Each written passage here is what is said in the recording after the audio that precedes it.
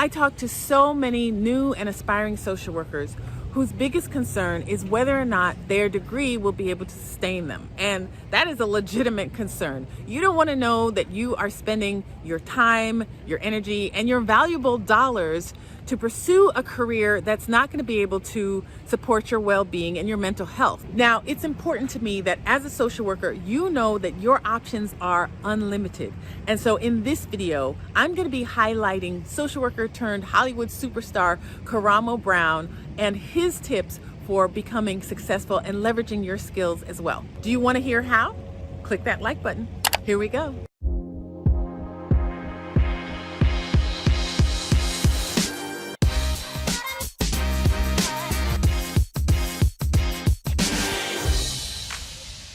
Hi, and welcome back to Rich Social Worker. I'm Eva Ford, social worker, mindset mentor, and coach. And on this channel, we talk all about money, mindset, and motivation to help you live your richest life.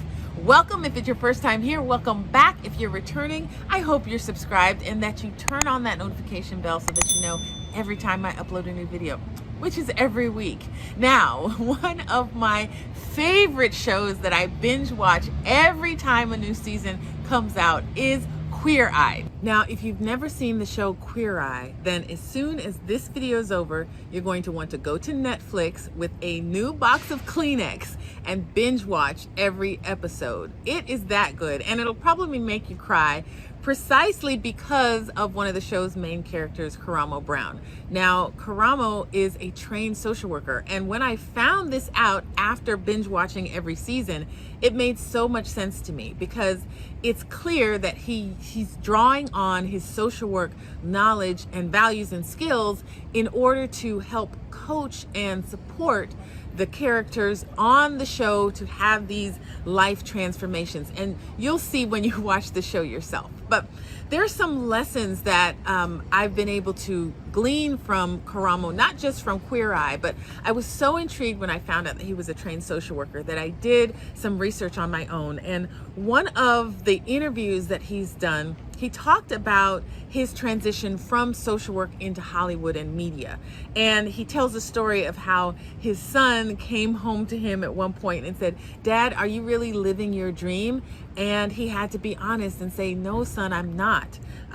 But he loved what he was doing as a social worker, but his dream from even a child was to be in media. And so he said he really had to have a come to Jesus moment and be honest with himself about what he truly wanted. And so this is a lesson for all of us, to be as honest with ourselves as possible. Listen, I've been in social work a long time, and I've met social workers who maybe came into the profession with really great intentions, but over time, because they were not honest with themselves about what they wanted or what they deserved, they unfortunately got into negative habits and started rubbing off some of that negativity on their clients, in their environments, and ultimately you end up not actually even making the difference that you say you want to make when you get into the profession. So I think it's so important for social workers to be honest with themselves and be honest. Is this what you want to do? Are you still happy in your choices that you're making? And here's the thing that I used to say when I was teaching social work, like, listen to my students. Listen, if you find out at some point in your journey that you no longer love social work or that it's no longer your passion, that's okay. Someone else will take your place. The best way that you can honor and respect the profession is by honoring and respecting yourself, because you don't want to be one of those people who does damage, more damage than the good that you profess to be doing. So it's important that, again, you're clear on what you want and you're honest enough with yourself to step away from social work if it no longer becomes your passion, or if you find a passion that sparks you in a different way. That's okay. It's okay. You are still loved. Now, the next lesson that we can learn from Karamo is to have a vision for your life. And this is something that he not only shares with the people that he works with on Queer Eye, but it's something that he says that he had for himself. He talks about having this dream of wanting to be in the media and on TV from a very young age. And let me be clear, this vision doesn't have to have come from when you were a child. It may be right now, where you are right now, but have a vision for where you want to go. Have a vision for the amount of money you want to make. Have an idea of the types of people that you want to surround yourself with, for the types of events and activities and transformations you want to have in your life. Have that vision right now, because every end result starts with a vision to begin with. And so that's a lesson that Karamo not only articulates, but shares with the rest of us that we can absolutely learn from. I think one of the best lessons that we can learn from Karamo's journey is to go where your skills are needed, not where the titles are. And I talked to so many social workers over the years who ask about social work jobs, and they're discouraged because they maybe don't see what they're looking for. And what I say is, social work is such a wonderful profession. You essentially are getting a degree in peopling. And so any position that has to do with people, has to do with organizing people, helping people, empowering people, it's probably not going to have the word social worker in the title, but that doesn't matter. Your skills are what qualifies you, not the title of social worker. And so when Karamo went to interview for the culture expert position on Queer Eye, he saw himself, he saw his skills as the value. And he didn't let the title of culture expert deter him from applying, and he got the job. And again, if you watch the show, you will be able to see how invaluable his input is into the transformation of the lives that people they touch on this show.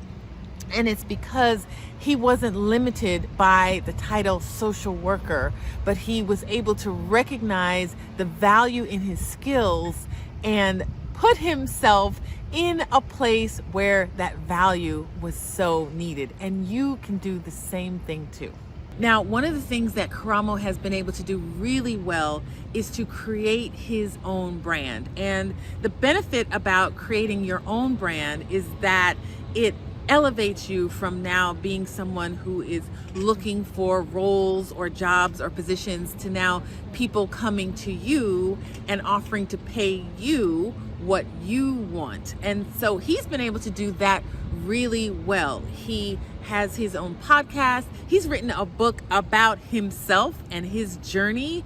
And he even has his own skincare line. Now, listen, if you don't have aspirations of creating these different things, that's okay as well. But I'm going to be doing a video a little later about the importance of branding and give you some other examples of social workers who create their own brand as well. But it's a super effective tool and approach to using your social work skills and value and your degree in a way that social workers can elevate the respect and the income that they make, and that's within the profession. So look out for that video. It's coming. One of the sure signs that you're a brand is when people don't even call you by your last name. They call you Oprah or Barack or Beyonce. And if you follow him, you'll notice that most people don't even call him by his last name. They call him Karamo. In fact, that's the name of his book. And so in the next video, we'll talk a little bit more about branding, but that is a super powerful way to get your voice out and to get your message heard and to get on this rich social work path as well. Another lesson that we can learn from Karamo: bet on yourself. I talk to so many social workers who, especially new and aspiring social workers, who are really nervous about being seen as valuable or worthy or that they know enough. And that to me suggests that you're putting your power in the hands of someone else, and you're betting on a system or a boss or a company to make sure that you're successful. That is not what Karamo did. When Karamo was 23, he auditioned for and got the role for a cast member on a show called The Real World Philadelphia. And on that show, he was super transparent about who he was and what his journey was. And he was happy to educate his fellow cast members on what it was like to be a gay black man and to be out about it. And so what we can learn from Karamo is that when you believe in yourself, when you bet on yourself, you can't lose. Listen, people are going to say what they're going to say. Some people might like you, some people might not like you. But when you are true and honest, like we said earlier, and you bet on yourself, you can never not win. So take that lesson from Karamo and bet on you. Final lesson that we can get from Karamo: love yourself. Now, I know that might not seem super insightful or transformational, but I talk to so many social workers who don't truly love themselves at the end of the day. They love the work, they love other people, they love things outside of themselves. But when you truly love yourself, you set healthy boundaries, you put yourself first, and you make sure that you are getting the support and the care and the income that you deserve in order to love other people. Now, if you follow Karamo, you will hear this message over and over because it's something that he said he had to learn how to do for himself. But he says it on his social media, he says it on his podcast, and it's something that is so critical to not only your self-identity and who you are, but at the end of the day, if you care about making a bigger income, that matters as well. It matters for all of it. So love yourself, no apologies, no excuses. You, as much as anyone else, deserves your love and affection. So what do you think of Karamo's tips for being a rich social worker? You know I want to hear them in the comments. Guys, thanks so much for being here. I believe you can dream, be, do, or have anything you want, but it starts with your mindset. So make sure it's a rich one. I'll see you in the next video.